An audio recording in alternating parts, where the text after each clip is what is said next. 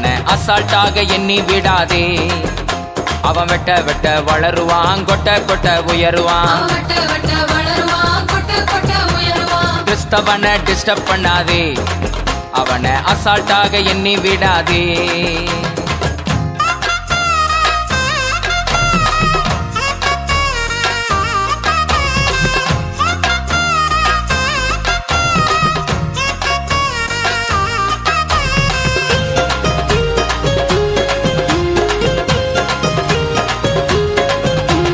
திட்டம் போட்டு மிரட்டிடலாம் என்று எண்ணாதே, திட்டம் போட்டு மிரட்டிடலாம் என்று எண்ணாதே.